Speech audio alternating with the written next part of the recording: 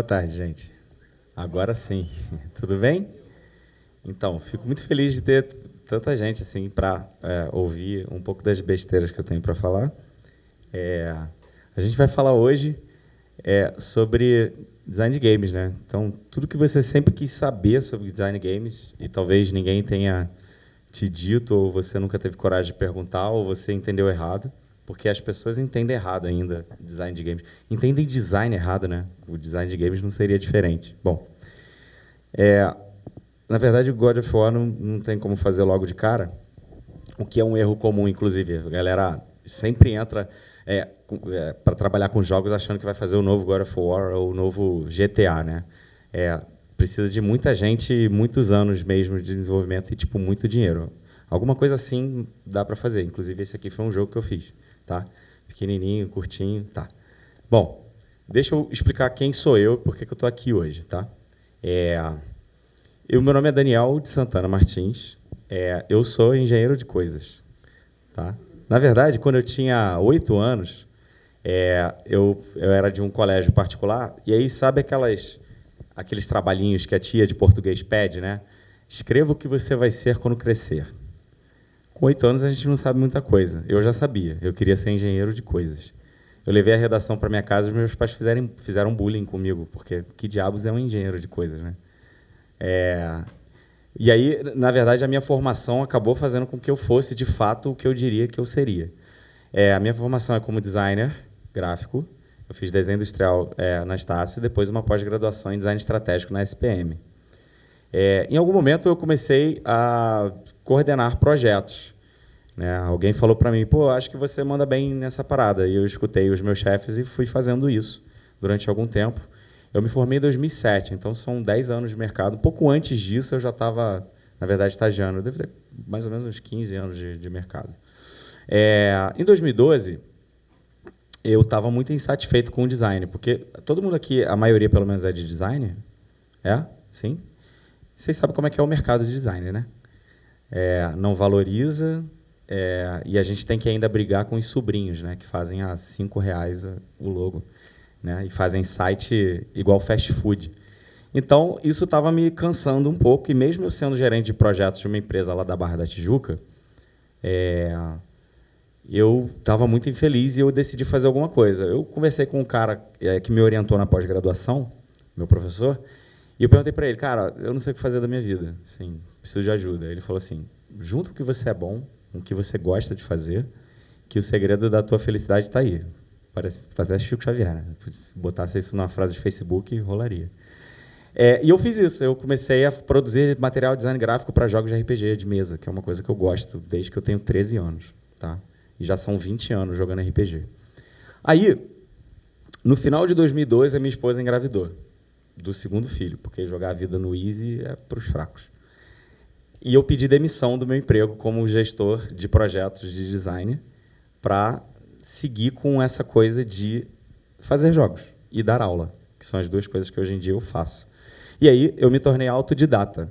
Não tem faculdade de game design ainda no Rio. Mentira, tem no interior do Rio, lá em Paulo de Fronten, na IFRJ. É uma das poucas faculdades públicas, no caso é federal, que tem um curso de graduação em jogos digitais. Mas lá em 2012 não tinha nenhuma faculdade. Então eu meio que comprei todos os livros que eu pude, comprei todos os jogos que eu pude, comecei a jogar e fazer coisas sem ter feito de fato uma graduação. Eu costumo dizer que eu falei 3 vezes na frente do espelho e eu virei game designer. É bem por aí.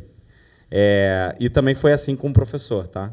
Eu sou uma mentira muito bem contada, que hoje em dia é verdade. Quando eu comecei a dar aula e quando eu comecei a dizer que eu era game designer, eu não tinha nenhum jogo lançado e eu nunca tinha dado aula, mas eu falava que eram essas duas coisas. Hoje em dia é verdade. Aí, mais ou menos de 1 ano para cá, que eu estou fazendo essa transição profissional de novo. Eu já não me considero mais game designer, eu sou ludólogo. Ludólogo é o profissional que estuda o lúdico, seus processos, interseções e aplicabilidade na sociedade de uma maneira geral. Então, e também, hoje em dia, eu me considero designer educacional, que é o cara que projeta experiências e sistemas, aulas e planos de ensino, por assim dizer. Tá? Então, é isso que eu faço hoje. Eu sou ludólogo, designer educacional, né? Acho que tem uma frase que me define, é essa: eu trabalho muito para comprar jogos, eu não jogo porque eu trabalho muito. Por que eu digo isso? Eu trabalho aqui, no Nave, que é um... meus alunos estão aqui. O Nave é um programa de ensino, numa parceria público-privada entre o Instituto Oi Futuro e a Secretaria do Estado do Rio. A gente lá é um colégio estadual integral, ou seja, a garotada entra 7, sai 5, é bem puxado, e integrado, em que as disciplinas, tanto do regular quanto dos cursos técnicos, conversam e fazem projetos integrados, e a gente é técnico profissionalizante, especificamente em 3 áreas, que é programação de jogos digitais, multimídia, que é o equivalente ao design com um pouco de arte audiovisual, e roteiro para novas mídias. Tá? Eu estou lá desde 2015, são 3 anos no Nave, e tem sido uma experiência bem legal e um campo de pesquisa vasto da ludologia. Além disso, eu também dou aula aqui, no Senac Rio. Eu ajudei a reestruturar o curso de design de games lá do Senac, junto com alguns consultores, e no final de 2015 eu fiz um processo seletivo e passei para lá. Então eu dou aula tanto no curso de design de games, e agora, recentemente, esse ano, estou dando aula na graduação tecnológica de design gráfico do Senac também. Além disso, eu já fiz algumas coisas. Eu já fiz alguns jogos, porque eu tenho uma empresa de jogos também, que presta consultoria, produz jogos para entretenimento e para educação. Então, no meio disso tudo, em algum momento eu durmo, às vezes. Por isso que eu falei que eu não jogo, porque eu trabalho muito. E eu fui um dos organizadores do Rio Indie Games, que foi o primeiro festival de jogos independentes do Rio de Janeiro. Aconteceu no final de 2016, ano passado, onde a gente premiou, inclusive, jogos independentes produzidos aqui no estado, que a gente realmente acredita que, apesar do nosso mercado ser muito incipiente, a gente precisa ter uma comunidade forte. Então, eu movo esforços para que isso aconteça. Hoje em dia, nós, Rio de Janeiro, nós somos alguma força, mas nós não somos a maior representatividade de mercado de jogos do Brasil. E eu ativamente movo esforços para que isso aconteça e seja verdade. Tá? Então, esse ano provavelmente vai ter de novo, galera que quer produzir jogos, que quer estar em contato, fiquem ligados, porque vai rolar provavelmente lá para o final do ano, beleza? Dito isso tudo, eu começo com uma pergunta. Na verdade, uma informação que eu não sei se vocês sabem. Tá? O Brasil, hoje em dia, é o maior mercado consumidor de jogos da América Latina. Não tem essa interrogação, tá? Foi erro meu. Em 2014. Tá? Já tem 3 anos. Essa posição ainda se mantém 3 anos depois. E em 2016, a gente teve um faturamento de 4 bilhões de reais. Tá? Era a estimativa e deu mais ou menos isso mesmo, talvez um pouquinho mais. Tá? Isso não sou eu que disse. A Labindi fez uma pesquisa, inclusive num vídeo super divertido lá do YouTube. Isso, na verdade, mostra o potencial que o Brasil tem. A gente sempre ouve, né? O brasileiro é muito criativo, o brasileiro é muito bom. O design brasileiro eu considero muito bom. Nós fazemos coisas bem incríveis aqui em território nacional. Só que, apesar disso, a gente ainda não produz jogos. E a gente produz jogos incríveis, a gente só não produz muito. Isso está cada vez mais mudando. A maior concentração de empresas desenvolvedoras de jogos está presente no Sul e no Sudeste. Tá? Especificamente, já que eu falei que a gente ainda não é força representativa, em São Paulo, a gente tem aproximadamente 40% de todas as empresas de solo brasileiro. Tá? Quase todas estão lá. Tem, inclusive, um escritório da Riot lá, que faz o League of Legends. Né? Aqui no Brasil, no Rio, desculpa, nós representamos uma fatia, em 2014, quando saiu a pesquisa, 8%. Eu acredito que hoje já deve ser uns 9%, 10%. Tá? A gente é terceiro lugar. A gente perde não só para São Paulo, como para Rio Grande do Sul. E a gente está à frente, acho que de Brasília, que está vindo forte, Minas também tem, Pernambuco, Recife. E cada vez mais vão pipocando escolas, cursos, empresas e eventos, que acho que são esse tipo de coisa que fortalece o que falta. Né? O Brasil, hoje em dia, ele já figura como host, inclusive, de alguns eventos internacionais. A gente já tem vários sites de Global Game Jam, inclusive, estava falando com o Rafael, né? com o Rafael, a gente se encontrou lá em janeiro, a gente estava na IFRJ, produzindo jogos de forma independente durante 72 horas, né? Sexta a domingo. E foi bem legal. Então, esse tipo de evento já vem acontecendo. E acho que cada vez mais a gente tem que fazer com que esse tipo de coisa aconteça. Tá? Mas é difícil, a gente sabe que é difícil. O país não está muito bem das pernas. Ainda assim, o BNDES... desculpa. Aqui é uma imagem de vários personagens de jogos nacionais. Só para vocês terem uma ideia. Tá? Tem uma série de jogos bacanas, alguns já saíram, outros não, ainda estão em desenvolvimento. É legal depois vocês, quem já conhece, ver, né, que a gente já vem criando uma identidade, já tem mascote, já tem uma forcinha querendo acontecer. E depois, quem quiser o próprio slide, eu compartilho, e aí fica a dica de procurar quem são esses mascotes, que jogos são esses, tá? De quais empresas. Legal. Apesar de toda a crise econômica que a gente vem enfrentando, política, social, o BNDES, né, o Banco Nacional de Desenvolvimento, ele vem investindo, por, inclusive, pedido do governo, nesse mercado. Você vê que, apesar de todo mundo estar gastando menos, saindo menos, etc., e com pouco emprego, a gente tem demanda de jogos. Isso continua muito forte, independente de crise. Galera dos jogos, apesar de não, talvez, empresas ganharem exorbitantemente, a demanda tem. Sempre tem trabalho de jogos para serem feitos. Principalmente que a gente, no Brasil, não tem muito ainda força para desenvolvimento de jogos de entretenimento. Mas dentro do setor, por exemplo, de jogos sérios, jogos adver games, jogos para comunicação empresarial, de marcas, etc., a gente tem a maior expressividade, que, se eu não me engano, mais de 50% da nossa produção é disso. E aí, nesse sentido, por que eu estou dizendo e falando do BNDES e outras iniciativas, né? Em 2012, quando eu comecei, eu falei, cara, essa parada vai estourar, vai dar certo. E está se mostrando verdade, a gente não tinha grana para fazer jogo. E apesar de toda a crise, eu não sei se vocês acompanharam, e no primeiro semestre agora de 2017, a Ancine, todo mundo sabe o que é a Ancine, né? Saiu um edital de cultura da Ancine com 10 milhões de reais de investimento em jogos, com 3 faixas. Projetos de R$1 milhão, projetos de 500 mil e projetos de 250 mil reais. Uma galera entrou, já fechou esse primeiro edital do primeiro semestre.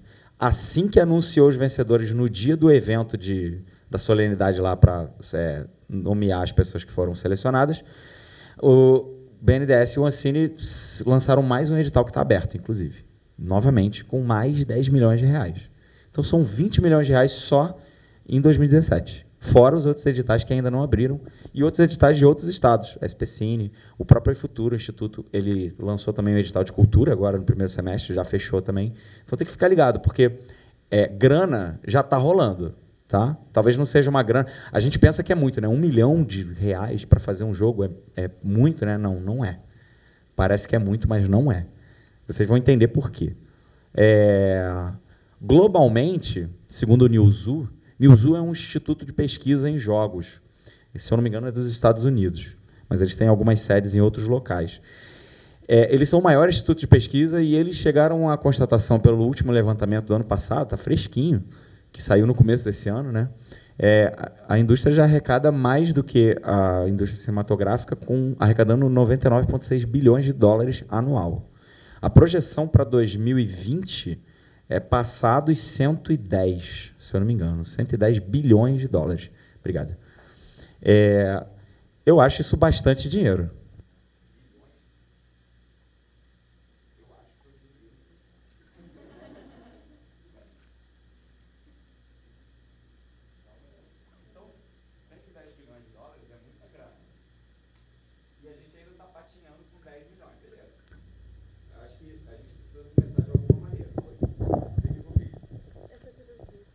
Eu tirei o fio. Eu faço isso, eu sou bem desastrado. Beleza. A gente já está arrecadando mais que o dobro, porém, a gente ainda perde para a indústria bélica, porque armas são divertidas para as pessoas. Isso é incontestável. Eu não acho divertido, mas a maioria das pessoas ainda acha. Ok. Eu já ouvi falar, já ouvi essa frase em algum lugar que as pessoas sempre me perguntam a fonte e eu não lembro. Mas algumas pessoas dizem que os jogos são a mídia do século XXI. Cara, eu acho isso super verdade. O teatro foi a mídia do século... o cinema foi a mídia do século XIX. A TV, mentira. O teatro do século XIX, o cinema do século XX, e eu acho que os jogos vão ser a mídia do século XXI. Todo mundo sabe o que é isso, né? Todo mundo sabe ler, obviamente, né? Tá ali, League of Legends é um jogo. Isso aí que vocês estão vendo é um estádio na China.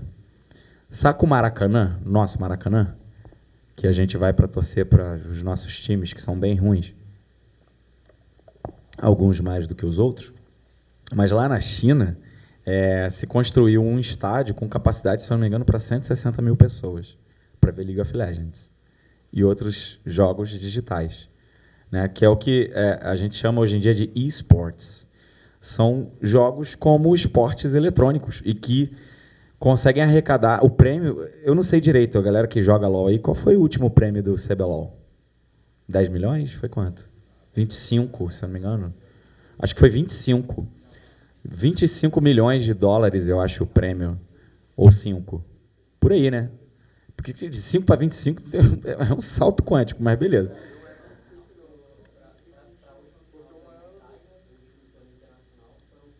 10 milhões, isso. 10 milhões de dólares, não é nem de reais. Ou seja, para jogar videogame, né? E é meio bizarro, porque na nossa sociedade, a gente não acha que isso importa. Vocês ainda devem ter pais, vocês são um pouco mais velhos. Mas provavelmente na adolescência de vocês, talvez até hoje, os pais de vocês diziam e ainda dizem que é perda de tempo jogar videogame, né? E não é. Isso tem um motivo que, se der tempo, eu juro que eu falo sobre. Mas, cara, se um videogame consegue mobilizar esse tipo de gente, essa quantidade de pessoas, com essa quantidade de grana, com essa quantidade de influência. O Galvão Bueno narrou LOL. Quem diria, né? Não disse que ficou bom, galera, só disse que, porra, é o Galvão Bueno. Ele é alguma coisa. Horrível, mas é alguma coisa.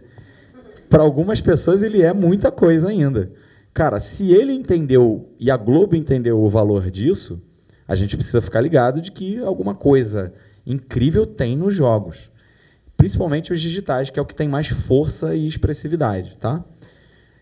E também, a título de curiosidade, no ano passado, teve a final do Campeonato Brasileiro de LOL. Tem um Campeonato Brasileiro de LOL. Rolou no Maracanãzinho. Deu 40 mil pessoas e deu lotação máxima. Né? Então, assim, a gente daqui a pouco... Eu não duvido, não. Eu já tenho informação... Isso é sigilosa e spoiler. Isso vai para o YouTube? Não posso falar. Isso é verdade. Eu conversei com um cara que presta atenção no que eu vou falar. Agencia times de LOL e de esportes. Ele acabou de fechar contrato com um clube de futebol brasileiro, que vai começar a investir em esportes. Anota o que eu estou falando. Mas uns 2 anos a gente vai ter o Flamengo, o time do Flamengo de LOL. Escuta o que eu estou falando. Flamengo, Fluminense, né? O time do Vasco, que sempre vai chegar em segundo, beleza. Aí, esse cara fez o Tetris. Todo mundo conhece o Tetris, que tem aquela música que fica na cabeça e não sai nunca mais? Legal.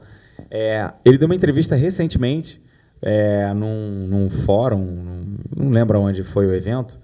Eu extraí isso aí lá do Globo, do UOL, alguma coisa assim. Ele fala assim, os videogames já são parte integrante da cultura, e se você não gosta, bem, aguenta. Tipo, só aceita, né? Aceita que dói menos. É tão louco isso, que assim, vende camisa de videogame, a gente usa termos de videogame, a gente se expressa através de elementos de videogame, a gente ouve música de videogame, a TV aberta usa elementos de videogame, a gente usa mecânicas e regras de jogos em contextos empresariais, ou seja, não tem mais como dissociar desde o surgimento dos jogos, que foi ali no começo dos anos 60, jogos digitais, até hoje em dia, eles já são parte integrante da cultura. Por isso que eu acho, e eu concordo com a frase da pessoa que eu nunca lembro o nome, de que eles são uma mídia. A maneira de comunicar os jogos é muito única. Ela tem elementos que não diria que são 100% só exclusivos deles, mas que são muito particulares e que são diferentes das outras mídias. né? E eu concordo com ele. Ele ainda riu, tem risos. Ele riu da cara do entrevistador. Porque é isso. Por mais que seja uma grande perda de tempo, chega a ser incongruente, né? É uma grande perda de tempo jogar videogame, mas 160 mil pessoas na China vão ver o final do LoL. 40 mil aqui no Brasil vão ver a final do brasileiro de LoL. No meu colégio, os moleques só falam disso. Tanto que esse ano eu resolvi criar alguns projetos que envolvam esportes, porque é a demanda deles. Eu quero entender isso, porque eu não conheço direito o esportes. Inclusive, eu sou level 1 no LoL ainda, estou aprendendo. Beleza, vamos fazer uma pequena pausa para um FAQ. Tá? Perguntas que todo mundo faz, ou que você talvez sempre quis fazer, e que provavelmente os seus pais usam de argumento contra você, e a gente vai desmistificar aqui, beleza? A primeira é aquela que diz assim, ó. Jogos são sempre divertidos? Pergunto para vocês.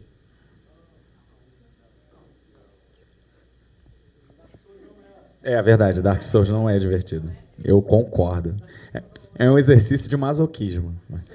Não, não são. Isso que está no fundo aí é um simulador cirúrgico que estudantes de medicina de uma faculdade lá dos Estados Unidos, eles são obrigados a usar para treinar, antes de, sei lá, cortar pessoas, né? Cortar pessoas, se der errado, ela morre. E aí a gente usa um simulador que tem um caráter sério de aprendizado. E não necessariamente ele é divertido. A gente hoje em dia, para tirar carteira, isso é uma coisa que eu estou adiando já há uns 15 anos.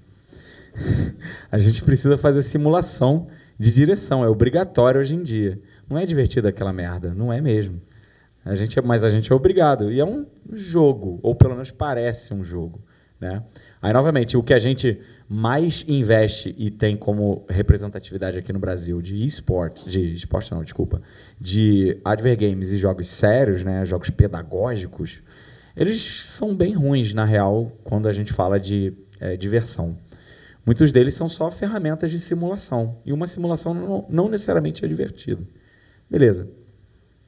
Jogos induzem a violência? Depende? Ah, sim, aí você falou o lance. Não induzem. Tem esse link aqui do Games for Change, que é uma iniciativa global que usa jogos como ferramentas de impacto social. Basicamente, eles conseguem, de forma eficaz, com vários cases, reverter sinais de, por exemplo, pobreza, fome. Eles questionam sobre a educação política das pessoas e cidadania através dos jogos. E aí saiu um estudo deles que jogos violentos, de fato, não foi comprovado nenhuma correlação. Os jogos eles não são a casualidade da violência na sociedade. Eles são, na verdade, algo que intensifica algo que já é podre e quebrado dentro de um ser humano. Porque seres humanos, via de regra, são podres e quebrados, né? Eu sei porque eu sou. Mas os jogos não são o motivo da violência das pessoas que... Tipo aquela molecada esquisita dos Estados Unidos que entra metralhando todo mundo, né? Não é por causa do jogo que ele se torna violento. Existem outros fatores psicológicos, sociais, que enfatizam isso, né? Só que a gente, enquanto sociedade, sempre busca um culpado para os nossos próprios erros, né? Por que o moleque era assim? A culpa a gente tem que olhar para os pais desse moleque, para o que ele vivia na escola e que ele não dizia. Não é o jogar GTA, porque, por exemplo, eu joguei Carmageddon, que é um jogo dos anos 90, que o grande objetivo do jogo era atropelar pessoas. Tudo bem, eu não sei dirigir, mas eu acho que se eu dirigisse, eu não sairia atropelando pessoas porque eu joguei Carmageddon. Da mesma maneira que eu não virei um encanador por jogar Mario e nem como cogumelos e piso em cima de tartarugas por causa disso, né? É uma lógica similar. Jogos eles não deixam você mais violento, né? Sei lá. E jogos viciam? Essa é polêmica. Sim ou não? Sim?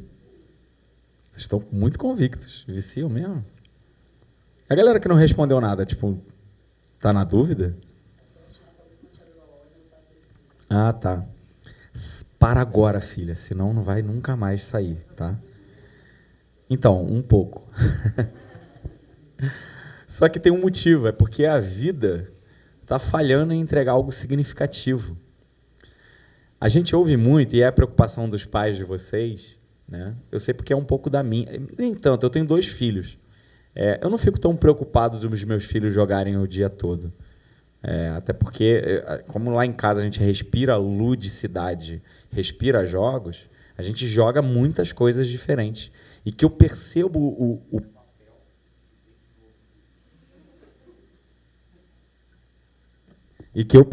o papel, agora já aprendi. Posso pisar quantas vezes eu quiser. E que eu percebo o papel e o impacto que causam na vida e na construção socioemocional do meu filho. Tá? O grande lance é que assim, os nossos pais se preocupam, achando que a gente só vai jogar videogame e se alienar para a vida. É óbvio. Eu estudo um pouco de neurociência para entender o porquê que as pessoas jogam e para entender um pouco o lúdico. Quando a gente joga, a gente libera uma série de neuroquímicos associados à felicidade, associados ao autoestímulo, à motivação. É óbvio que você vai ficar preso e imerso jogando eternamente, porque o teu cérebro está dizendo que isso é bom. Aí você desliga o videogame, você sofre bullying na faculdade. Aí você desliga o videogame, é um presidente usurpador. Aí é violência, é insegurança, é um monte de coisa ruim que a sociedade te dá. E os jogos, você é o herói, você é o cara que está resolvendo os problemas do mundo. E a gente olha para o nosso mundo e a gente se sente impotente. A gente acha que não vai conseguir resolver nada. E a gente pode, se a gente começar a se mexer. E eu acredito na força mobilizadora que os jogos têm para fazer com que as pessoas se mexam, né? O grande lance é que a gente precisa, como uma autora que eu vou citar daqui a pouco fala, tornar a vida menos quebrada e com mais cara de jogo. E eu estou falando de jogo toda hora, mas existe uma série de definições. Eu sei que é texto pra caramba, mas essa definição para mim é uma das mais completas do que é jogo, segundo alguns estudiosos. Especificamente o Johan Huizinga, que é um antropólogo, sociólogo, holandês, que lá em 1938 escreveu um livro muito bom, tão bom que eu nem li. Tá? De verdade, ele é pesado. Sabe aqueles livros acadêmicos que tu lê e tu não sai da mesma página porque você não entendeu? Eu me sinto burro lendo o livro desse cara. De verdade. O nome do livro é Homo Ludens, para quem quiser se sentir burro que nem eu. Mas a definição de jogo dele é fantástica. Jogo é uma atividade ou ocupação voluntária. Já falou a primeira coisa principal que todos os jogos têm, voluntarismo. Inclusive, algumas metodologias e frameworks de game design falam que, se não tiver isso, você não tem jogo. Nesse sentido, Jogos Mortais é a pior tradução de nome de filme da vida. Tá? As pessoas não queriam estar ali morrendo. Exercida dentro de certos e determinados limites de tempo e espaço. Ou seja, um futebol ele acontece naquele retângulo. Um jogo de cartas acontece em cima da mesa. O League of Legends acontece na tela de computador.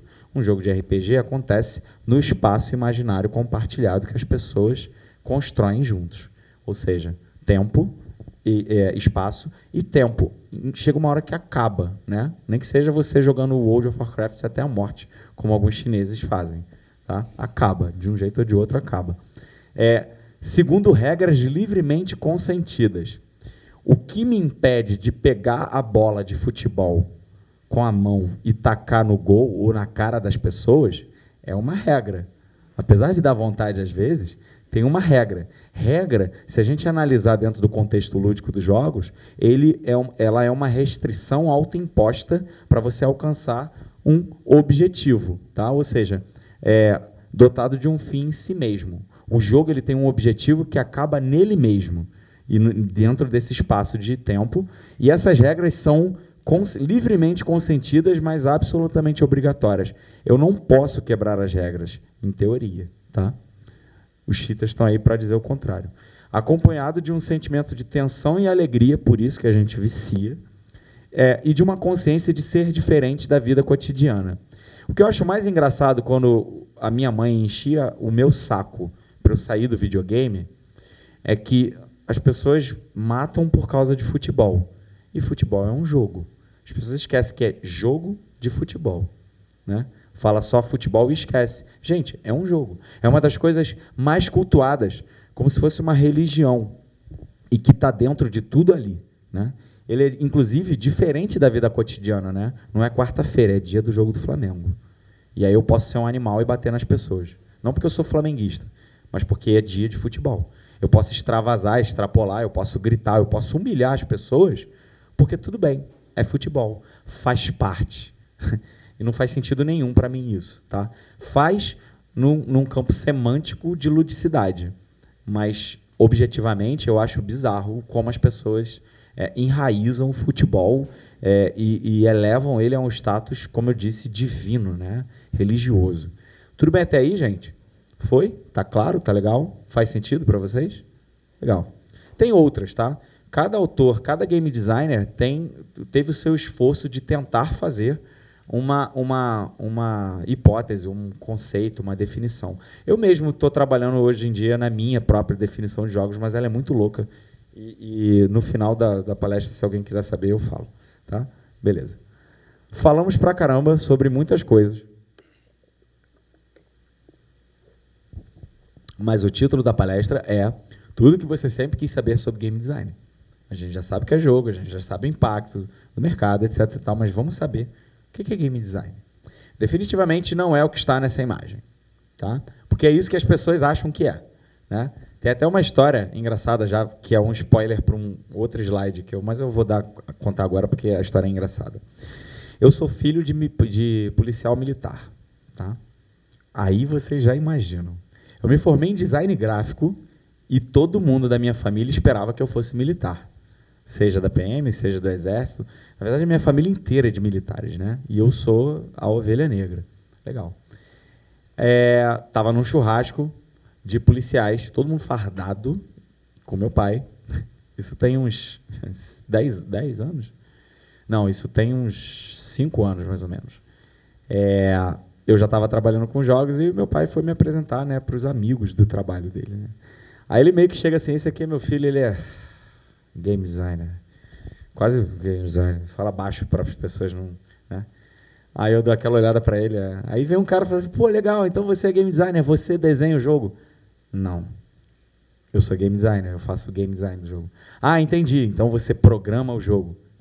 Não, eu não programo o jogo, eu sou game designer, cara, eu crio o jogo.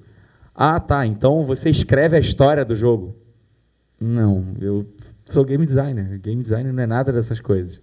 E as pessoas confundem, foi o que eu falei. Mesmo dentro da área, as pessoas ainda confundem um pouco. Tá?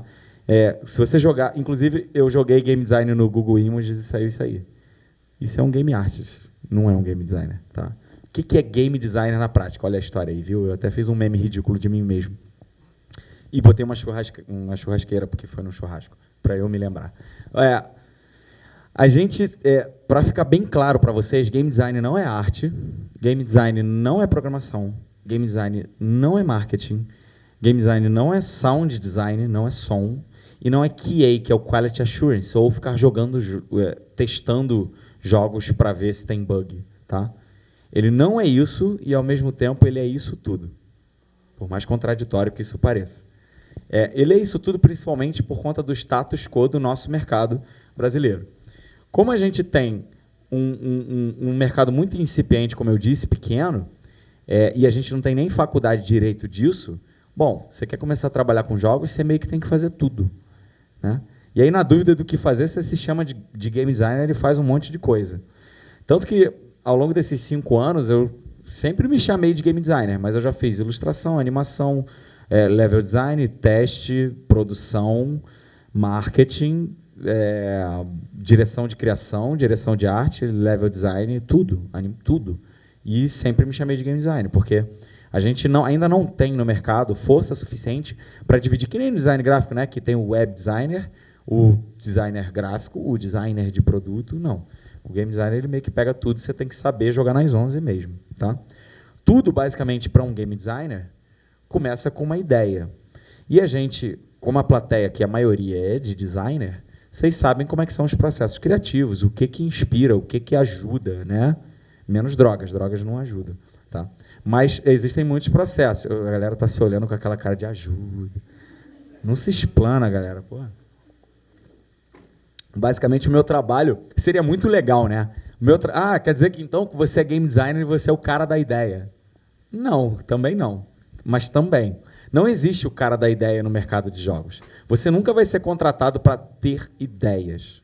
Não existe isso. Não existe isso nem lá fora. Tá? Mas, apesar de tudo começar com uma ideia, o game designer não faz joguinho. Ele projeta experiências. Ok? Nesse sentido, se a gente parar para analisar o que é uma experiência, essa é a game designer que eu estava falando. Ela tem essa frase que eu acho mega legal.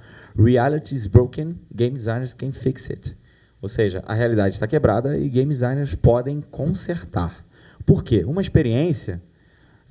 caramba, eu achei que o slide que eu ia falar disso estava mais para cá. Bom, uma experiência, na verdade, ela é um somatório de uma série de outras competências. Tá? Eu vou falar delas daqui a pouquinho. O que eu quero dizer também importante para vocês saberem, acho que é um dos motivos de vocês estarem aqui, é que ainda falta muito profissional. E é por isso que a gente meio que tem que jogar nas 11, porque falta gente, e às vezes até tem gente, mas não tem gente muito qualificada. Porque a gente não tem uma escola brasileira de design no sentido cultural. A gente ainda está aprendendo a fazer jogos. Tá? Ainda falta... a gente precisa comer muito feijão com arroz ainda. A indústria o videogame, como eu disse, surge no começo dos anos 60, e no Brasil ele chega no final dos 80, pra vocês terem uma ideia. Porque eu não sei se vocês sabem, naquela época, finalzinho de ditadura, né? Acabou em 84, se não me falha a memória, não é isso? 85. Ditadura. Acabou quando? 80 e... Qual é, galera? Joga no Google aí, galera, me ajuda. Foi quando? Vamos dizer que é 85, beleza. Acabou em 85, um ano depois de eu nascer. Tá? A gente tinha uma lei que o nosso querido governo, na época, tinha escrito, que era proibido importar tecnologia. Logo, a computação, os computadores, essa coisa demorou a chegar aqui. E aí, videogame só veio com força mesmo nos anos 90. Ou seja, a gente está 30 anos atrasados. Logo, por isso que a gente ainda não tem uma escola brasileira. Né? 30 anos atrasados, popularizou nos anos 90, e nos anos 90 a gente não produzia, a gente consumia jogos. Tá? E é basicamente o que a gente faz até hoje. E de forma ruim, porque o brasileiro sempre quer dar um jeitinho, né? Na verdade, os videogames só existem no Brasil porque o brasileiro deu um jeitinho. O que a galera fazia? Ia lá para fora, intocava a mala de Nintendo, né? Ou de pedaços de Nintendo, isso rolou também, para importar a tecnologia e montar aqui. O nosso primeiro grande videogame era um clone. Saca a Polystation, que vocês compram na Uruguaiana? Então, a gente tinha um Phantom System, que era um clone da Gradiente do Nintendinho 8-bit. Okay? Foi o meu primeiro videogame, inclusive.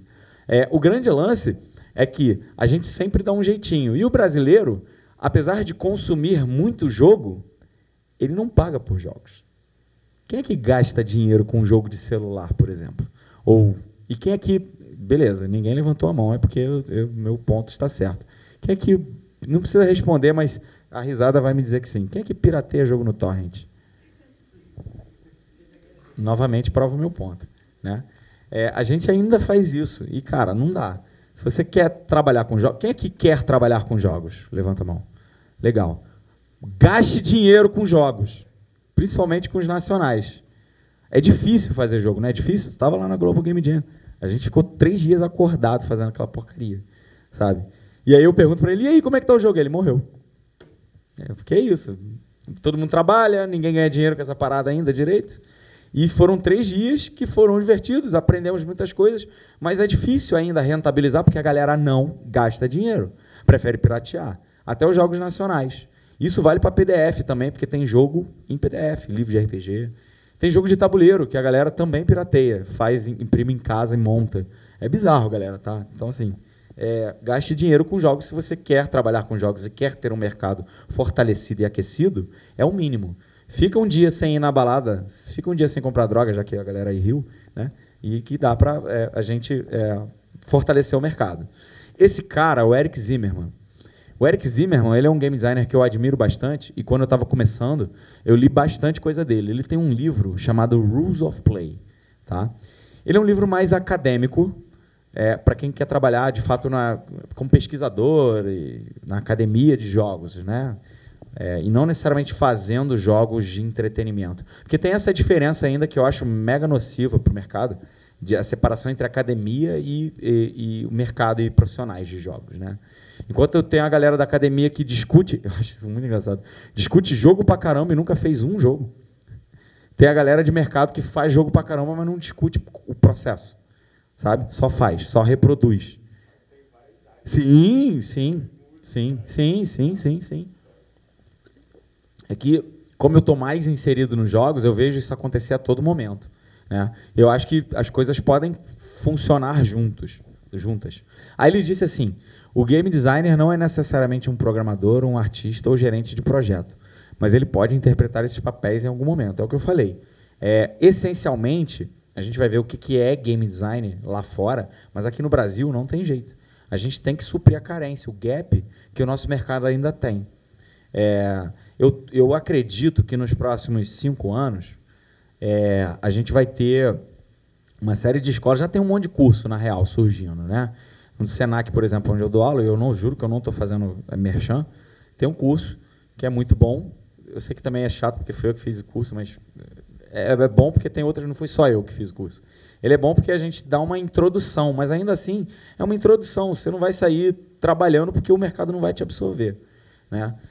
Você precisa saber um pouquinho de todas essas coisas, é o que eu digo para os meus alunos. Pô, você não sabe fazer pixel art? Legal, aprende a fazer pixel art. Você não sabe fazer alguma coisa? Não espera alguém te ensinar, tá? No mercado de games é assim que funciona, basicamente. O que é game design, de fato, ou deveria ser, tá? Ele é uma mistura de matemática, o que é um problema para algumas pessoas, porque matemática, via de regra, né, a galera não gosta. Eu sei porque eu não gostava muito no colégio. Hoje em dia faz um pouco de falta. Por que é matemática? Cara, para o Mario pular na altura que ele pula, correr da velocidade que ele corre e morrer com a quantidade de porradas que ele toma, tudo aquilo pode ser reduzido para números. Tudo. Angry Birds nada mais é do que princípios de física, por exemplo. E física são números. Todos os sistemas de regra de jogo, eles nada mais são do que construções matemáticas. O próprio banco imobiliário, se você parar para pensar, o tabuleiro, as casinhas, são uma construção matemática. Você tem 40 casas dispostas num eixo único, um eixo X, por exemplo. Então, saber matemática é muito importante. Tá? É por isso que, via de regra, algumas pessoas associam também game design à programação, o que também é burro, porque programação não é só matemática. Tem mais a ver com linguagem do que propriamente matemática e números, né? Legal. Então, quer ser um bom game designer? Estude matemática. Eu fiz um esforço algum tempo atrás de ter aulas particulares de matemática. Funcionou durante 2 semanas. Depois, cara, é uma merda matemática, não tem jeito. Para mim. Desculpa, aí não funciona. Psicologia, que é a área que eu curto mais, né? Afinal de contas, isso vale para o design também, tá, galera? Qualquer design. Tem uma frase que eu gosto muito do design, que eu aprendi com um orientador meu da pós-graduação, que diz assim: design é a capacidade humana de tornar tangível uma intenção de transformação. Nesse sentido, e nessa definição que para mim é fantástica, design não é arte, design não é expressão. Ele tem expressão em alguns momentos, mas ele não é expressão. Da mesma maneira que o design de jogos também não é só expressão. Ele é mais psicologia do que arte, na minha opinião. Por quê? Você precisa fazer com que as pessoas se engajem no teu jogo. Você precisa fazer os jogadores quererem jogar o seu jogo e, acima de tudo, se divertirem. Para ser divertido, você precisa escolher qual gatilho psicológico do cara você precisa tocar com as decisões que você toma na hora de construir o jogo. Essas decisões, sim, são estéticas, são de matemáticas também, de expressão visual e por aí vai. Mas ainda assim a gente está falando de psicologia, que tem a ver também um pouco lidar com emoções, ok? Então, você quer ser um bom game designer e trabalhar com jogos de forma eficaz, estuda um pouco de psicologia, tá? Tipo, psicologia for dummies, ajuda. Antropologia, porque afinal de contas a gente está lidando com gente. Antropologia é o estudo do ser humano. Todas as suas transformações sociais, históricas, geográficas, né? Um exemplo que eu sempre dou de uma história também engraçada, eu fui palestrar uma vez em Curitiba, num desses eventos de jogos, nerds e essas coisas.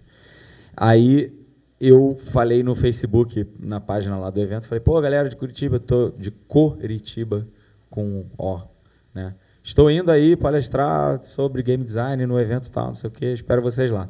Aí teve um maluco que virou assim e falou assim, ô Piá, Coritiba com O é o time, Curitiba com U é a cidade. Aí eu, Piá, esse maluco tá me xingando? Ou esse maluco tá me elogiando? Que diabos é Piá, né? Aí eu cheguei lá em Curitiba, a primeira coisa que eu perguntei pro meu amigo carioca que lá morava, vem cá, cara, o que é piá? Me explica essa parada aí, o que é piá? Aí ele, piá é o nosso moleque daqui do Rio. Sabe quando tu chega? E aí, leque? Isso é mais dos anos 90. Hoje as pessoas se chamam de viado. E aí, viado? Meio assim. É o equivalente, né? Então é você chamar de garoto. Piá é garoto. Isso é um aspecto cultural relevante em Curitiba. Por que eu estou falando isso? Se a Prefeitura de Curitiba, por exemplo, me contratasse hoje, contratasse a minha empresa, dê mais um, falei, ô Daniel, você vem fazer um jogo para aumentar o turismo na nossa cidade? E na hora do diálogo de um personagem, eu botasse ele falando assim, ei, brother, tranquilo? Eu estou fazendo errado. Eu não estou me comunicando, eu não estou entrando num nível mais pessoal como um jogador de Curitiba, curitibano. Eu preciso entender os aspectos antropológicos desse cara. A linguagem, o contexto, a culinária. Por exemplo, lá eles não chamam hot dog ou cachorro quente ou dogão, como a gente chama aqui, né? Eles chamam de vina. Curitiba. Curitiba é um lugar esquisito. É esquisito. Vocês terem uma ideia, Curitiba ele tem um clima tão zoado, mas tão zoado, que no dia que eu dei a palestra, de manhã estava frio, tipo 13 graus. Aí quando deu meio-dia, estava 25. Sem sacanagem, 25 graus. Eu saí de casaco, estava suando. Deu 4 horas da tarde, começou a chover. Tipo, muito. E aí, 6 horas da noite, voltou a ficar frio. No mesmo dia, à tarde, eu estava, sério, eu estava numa rua, não esqueço disso nunca, eu estava numa rua, se eu desse 10 passos, estava chovendo. Não estou de sacanagem. Sabe desenho animado, que fica aquela nuvem em cima? Era isso. Chovendo ali. Tinha a galera de guarda-chuva a 10 passos de mim e não estava chovendo em mim. Isso é Curitiba, é esquisito. É tipo Acre, é outra realidade. Fala.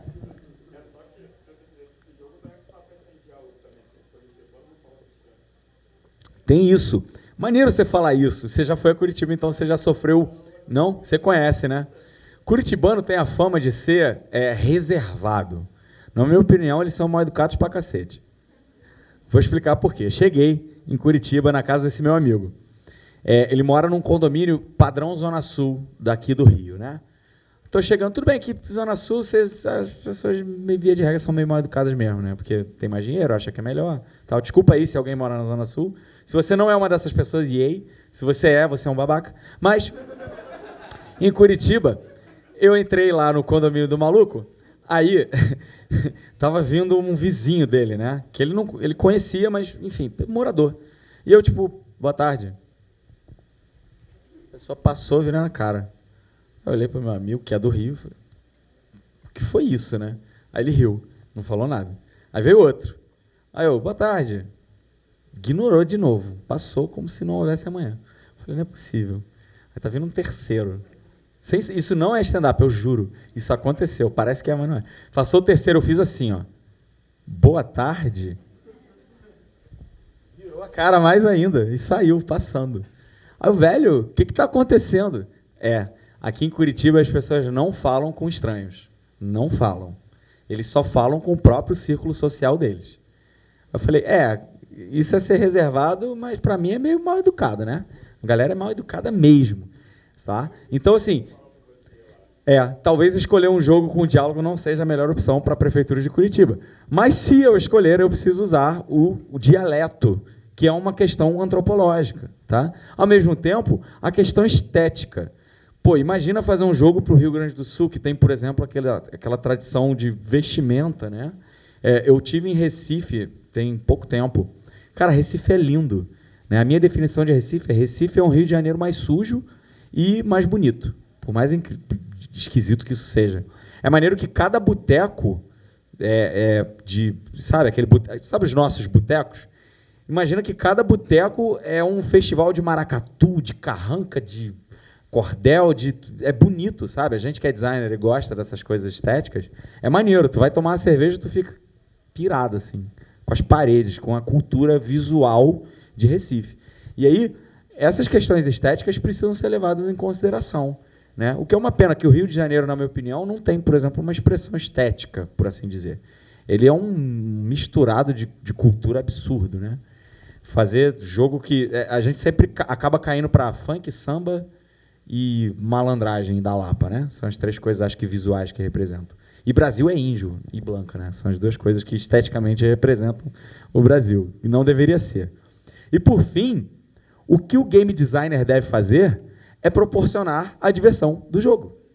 O que significa na prática? Não sei.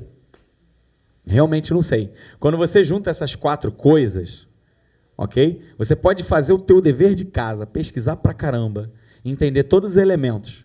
O jogo ainda pode ser uma merda.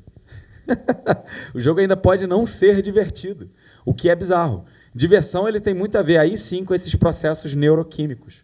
E aí eu diria para vocês estudarem neuroquímica, mas eu estou estudando e eu não recomendo. É chato, mas é necessário. Fala. Também tem a questão da dificuldade, que às vezes o pessoal quer que faça algo tão difícil que ninguém sente vontade de jogar. Tem gente que joga Dark Souls, né?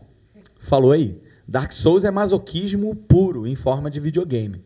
Existe um conceito psicológico de um psicólogo que tem um nome mega esquisito que eu nunca sei pronunciar, mas que é o flow. Alguém já ouviu falar disso? Flow. O estado de fluxo. O estado de fluxo é quando você está tão imerso na atividade que você sente, ao mesmo tempo, um estado de tensão, e alegria intensa, e você esquece toda a realidade. É aquele momento que você está assim, ó. Sabe qual é? Quando você está jogando, você está assim, jogando aquele FIFA maroto, escrotizando os amigos. Então, aí você está no flow. Ou quando você está jogando um jogo difícil, né? Tem vários termos psicológicos. De todas essas áreas, acho que o mais maneiro para você estudar, se você quiser ser game designer, é psicologia. Se você tem preguiça de estudar psicologia, pelo menos jogue muitas coisas. Tá? Para você entender por que as pessoas gostam das coisas. E entender o que faz uma coisa ser divertida. A melhor maneira de você virar um bom game designer é você chegar para a pessoa... Por que você gosta desse jogo? E ver ela jogar, sabe? É um trabalho de observação, como um psicólogo mesmo, tá? Mas nem só de game design vive o nosso mercado. Eu juro que estou acabando, gente, porque eu sei que deve estar meio chato, daqui a pouco está acabando. No mercado de games existem muitas carreiras, tá? Então, existem 6 grandes áreas. Isso não sou eu que estou dizendo, isso é vários livros teóricos e áreas mesmo de divisão, que, por exemplo, um site, o Gama Sutra, faz. Não confundir com o Gama Sutra, que é divertido, mas não tem a ver com jogos. O Gama Sutra fez um survey de salário, por exemplo, e aí dividiu mais ou menos nessas áreas aí. Tem som também, que é uma área à parte, mas que eu considero arte. Tá? Então, por isso eu não botei. A produção, basicamente, você vai trabalhar com projetos. Você não vai fazer o jogo, tipo, meter a mão e construir. Mas você vai juntar você e você, que cada um faz uma coisa bem, eu vou juntar os 3 no escritório, vou pagar um salário, vou dar as ferramentas e vou fazer esses caras trabalharem para mim. Isso é o que o produtor faz. Ele gerencia equipe, ele faz com que a galera esteja sempre motivado, ele vai lidar com o cliente diretamente, impedindo que a equipe se apurrinhe com o cliente, porque vocês sabem que cliente é chato, né? Todo mundo aqui já fez freela, sabe como é que funciona cliente. Beleza. A arte, eu não preciso explicar muito, né? Tem a ver com character design, personagem, desenho de mundo, trilha sonora, som, todas essas representações sensoriais, não só visuais, mas tem a ver com os sentidos. Tá? Engenharia, a gente está falando de programação. Aí a galera de TI, aquela galera estranha, né? Que é estranha mesmo. Desculpa aí se tem alguém de TI aqui, mas vocês são estranhos. Os profissionais mais incríveis e estranhos que eu trabalhei na vida são de TI. Design, que somos nós. Yay! Quality Assurance, que é o cara que tem um emprego que todo moleque de 13 anos quer, que é ficar jogando videogame o dia inteiro. Existem empresas lá em São Paulo que têm áreas, têm vagas de QA. Mas QA não é só jogar videogame o dia inteiro porque é maneiro. Você tem que catar bug. Catar bug é o demônio. Você precisa ser organizado para anotar onde, por quê, quando, como aconteceu o bug. Existem profissionais de QI que ganham muito bem, porque é um trabalho extremamente precioso, delicado e difícil. Tá? Jogar videogame acaba virando menos divertido do que vocês possam imaginar. Aí, novamente, eu já atuei em praticamente, com exceção de engenharia, todas as áreas. E, assim, QA é bem chato, mesmo. Chega uma hora que você para de ver os próprios erros. Eu não sei se isso já aconteceu com vocês no trabalho de vocês no design, né? Você está fazendo, está tão perto da tela que você não percebe os erros. É a mesma coisa com o jogo. Você para de perceber os erros em algum momento. E a galera de business, que é a galera que ganha dinheiro de verdade, né? Que é a galera do marketing, a galera que vende, os publishers, as publicadoras. No Brasil, a gente ainda não tem as duas primeiras áreas muito fortes. A gente acaba achando que para fazer jogo são essas 4 do meio, tá? Quer dizer, 3, arte, engenharia e design. E tem muito mais. E também uma curiosidade, nenhuma dessas áreas, tanto quality assurance, quanto business, quanto produção, você começa nelas. Principalmente aqui no Brasil, tá? Você vem de alguma das outras 3, tá? Beleza até aí? Tranquilo? Por onde eu começo? Agora a gente entrou ladeira abaixo, reta final da palestra. Quero começar a estudar. O que eu leio? Esse livro me ajudou muito no começo da minha carreira. Eu ensino a metodologia dele lá no Nave. Pã, vocês não sabiam disso. Olha aí. É o The Art of Game Design, do Jesse Shell. Ele é o CEO da Shell Games, que faz um monte de jogo para entretenimento, educacional. Ele é professor da Carnegie Mellon. É um cara super bacana, que está ativo até hoje no mercado. O livro é super gostosinho de ler. Sei lá, são menos de 500 páginas. Parece que é muito, mas não é tranquilo. E ele fala exatamente essas coisas, de como game design você precisa saber se colocar nos pés do jogador. A metodologia dele é tranquila de absorver. Basicamente, ele divide os jogos em 4 elementos, que é narrativa, estética, mecânica e tecnologia. Ok? E cada uma dessas coisas tem todas as suas particularidades, correlações. Tá? E o mais maneiro desse livro, o subtítulo, né, A Book of Lenses, um livro de lentes. Ele criou uma ferramenta para quem está começando, que eu acho que é fundamental e sensacional. É um deck de cartas, um baralho com 100 cartas, que ele chama de lentes. Cada uma das lentes são perguntas que você tem que responder para o design do seu jogo acontecer. Então, por exemplo, a primeira carta é a lente da experiência essencial. A primeira coisa que você faz quando você está fazendo um jogo, segundo a metodologia dele, e eu concordo, sobre o que é esse jogo. Qual é a experiência que você está projetando e quais são as decisões de design que você tem que tomar para fazer essa experiência acontecer. Se a gente parar para pensar no God of War, que é o exemplo que eu dei lá na frente, né? God of War, se você fosse reduzir em uma palavra, seria qual? Vingança. Ok? Violência, carnificina, brutalidade é a maneira como ele alcança uma experiência de vingança. Você pode se vingar de muitas maneiras, né?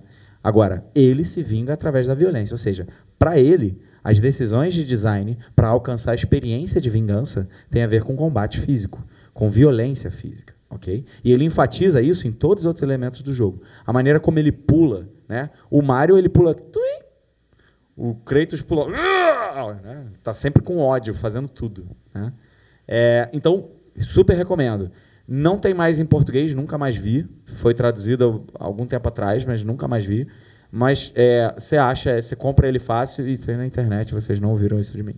Beleza. Scott Rogers com o Level Up, o guia de fazer grandes jogos de videogame. Esse livro é um calhamaço de quase 600 páginas. Apesar disso, a leitura dele é bem fluida e ele é para quem quer fazer videogame. Tá? O do Shell, ele é jogo, em qualquer instância. Eu gosto mais do Shell por causa disso. Porque eu produzo tanto videogame, quanto de tabuleiro, quanto de RPG, quanto de esporte, quanto tudo. Eu gosto de jogo, eu gosto do lúdico. O Scott Rogers, não. Ele é um game designer renomado. Fez Pac-Man World, Máximo e alguns outros jogos para Disney. E aí ele escreveu esse livro que é muito bom para quem quer fazer videogame. Ele vai falar de documentação técnica, level design, dica de como criar personagem. Ele tem o próprio framework dele, que no Shell é a Tetrad fundamental, a dele é os 3 Cs, que é Character, Controls e Câmera. São as 3 coisas importantes para ele na hora que você está fazendo um jogo, tá? Esse você encontra. O problema desses livros é que eles não são muito baratos, tá? Você vai ver que esses livros eles giram aí em torno de 120, 150 reais. Né? Isso, às vezes, é uma noite na balada, né? Só você ficar um mês sem ir, que você... Não, né? Ah, é sim, cara. Você gasta menos de 150 reais? Mais, né? Menos? Eu não sei, porque depois que você tem 2 filhos, a gente não sabe mais o que é balada. Então, tá, beleza. E, pra galera que quer ser mais acadêmica, tem o Regras do Jogo, Rules of Play, que lá fora é um livro só. Aqui no Brasil ele foi dividido em 4 volumes. Os 4 juntos dá mais ou menos isso, 180. Você pode ir comprando um de cada vez. O problema é que pode ser que esgote algum volume e aí você pode ficar na mão, tá? É muito legal que eles também têm uma metodologia diferente, que eu não lembro agora o nome, porque eu uso pouco. Mas ele discute, por exemplo, os jogos como ferramenta social. E não social de, tipo, falar de pobreza. É social como cultura, tá? É muito maneiro a abordagem deles, mas é uma abordagem mais verborrágica, mais acadêmica, mais erudita, tá? De todos os 3 livros, eu prefiro o do Shell, tá?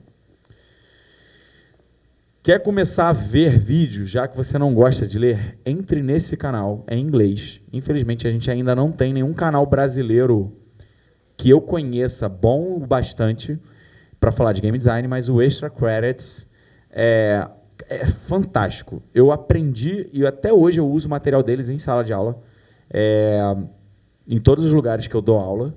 Tá? Então, eu super recomendo. É vídeo curtinho, 5 minutos, 10 minutos, gostosinho, dá para fazer uma pipoca, ver um monte.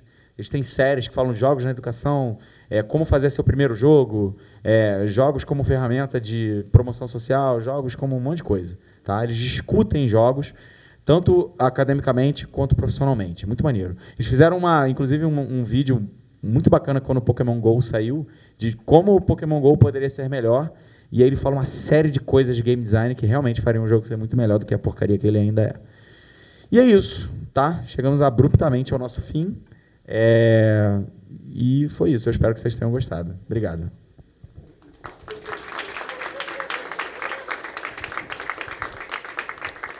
Eu não sei, a gente tem tempo para pergunta?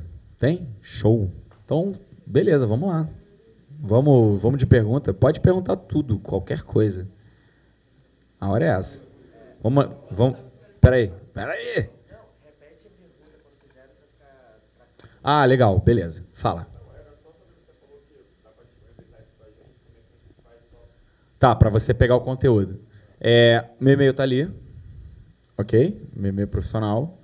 Aí você fala, oi, cara, eu estava na tua palestra lá na UF, tal, no Inspira Design, eu queria muito conteúdo. Meu conteúdo está no Google Drive, eu compartilho para você visualizar. Você pode, inclusive, se você quiser, pode baixar o conteúdo. Se você quiser usar o conteúdo, pode usar o conteúdo.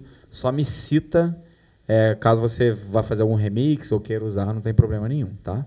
E aí, perguntas sobre o mercado, sobre o que eu falei? Yaya, fala. Tá. Eu juro que eu não usei drogas para chegar nessa definição. Juro, prometo. Eu sou bem careta. Eu encaro o jogo... Eu preciso dar um passo atrás antes de falar disso, tá? A minha definição de jogos é o seguinte, semanticamente, aqui no português, a gente tem a divisão entre brincadeira e jogo, tá? Brincadeira pressupõe a exploração de um contexto lúdico para satisfação de uma curiosidade sem regras. E jogo é isso com regras, tá? Essa é a divisão e o significado, a diferença entre os dois. Só que se você for semanticamente em outros idiomas, como por exemplo em inglês, a palavra play, ela significa muitas coisas ao mesmo tempo. Ela é ao mesmo tempo tocar instrumento, peça de teatro, fazer uma atuação, interpretar. Ela pode servir para ouvir música, ao mesmo tempo ela tem a ver, o próprio Huizinga, ele fala isso, o play, o verbete, ele tem a ver também com um caráter religioso, né? O cerimônia é play também. E aí eu dei uma estudada nas palavras em outros idiomas, francês, jouer, jogar, spiel, do alemão, enfim, outras coisas, e todas têm um significado plural muito incrível que no português não tem. E eu era meio meio bundão e eu fazia essa divisão. Brincar é uma coisa, jogo é... Quanto mais eu comecei a estudar a ludologia, eu percebi, para mim, o jogo, e aí vai a minha definição, ela é a tangibilização circunscrita de uma força, de uma energia inerente dos seres pensantes. Tá?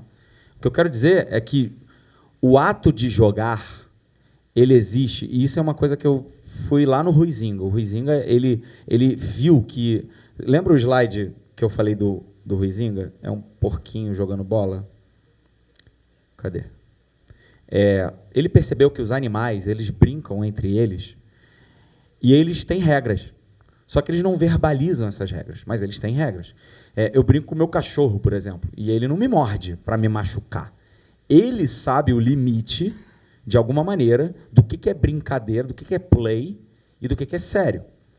E aí, nesse sentido, para mim, brincar, o jogar, o play, essa coisa, é uma energia que todo mundo, energia ou força, eu ainda não cheguei direito à conclusão, estou chamando de energia. Ele é uma força que existe em todo mundo, todo ser que pensa. Tá? Todo mundo brinca, todo mundo joga.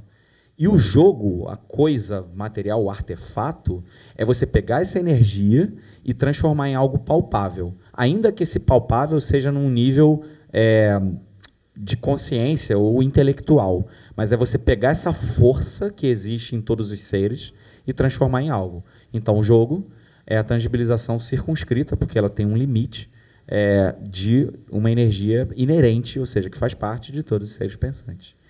Não usei drogas, juro, prometo. Tá? Mais alguém? Fala. Qual você acha que deve ser o primeiro passo?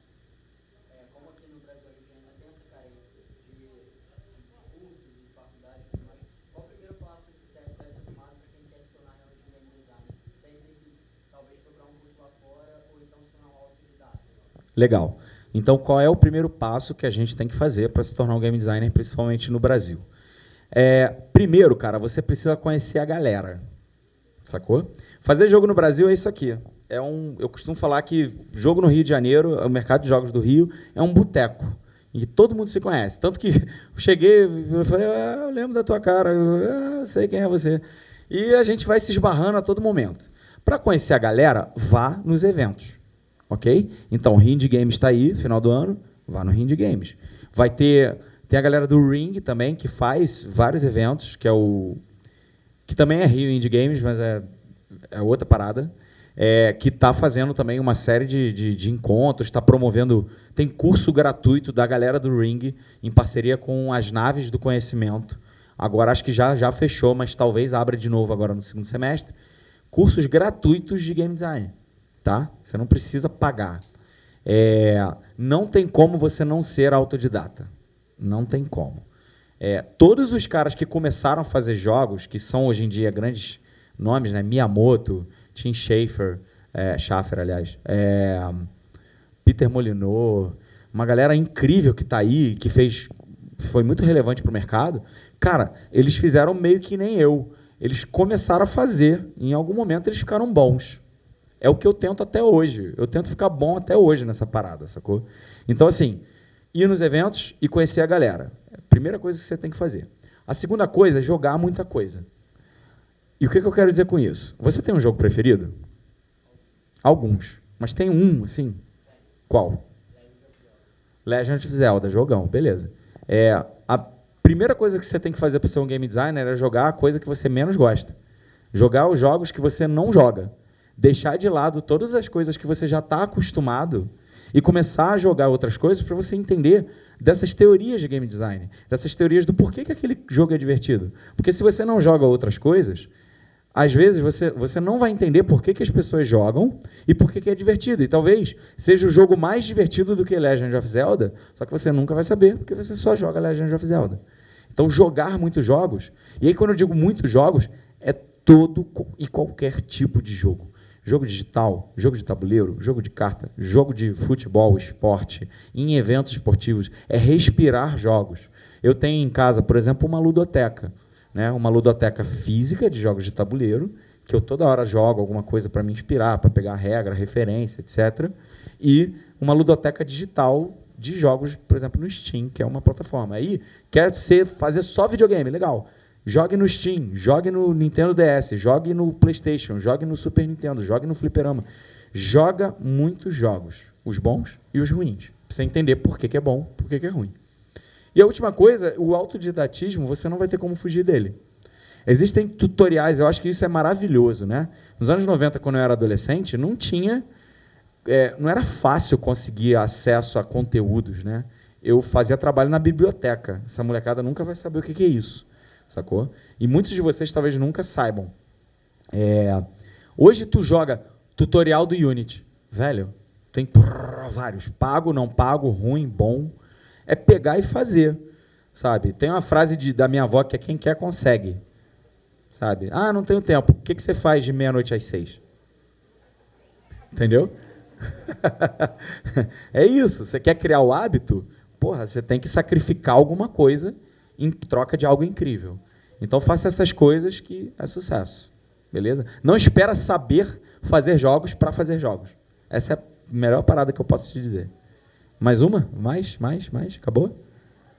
Acabou? Dou-lhe uma? Não? Então, beleza. É isso, gente. Obrigado mais uma vez. Eu agradeço muito.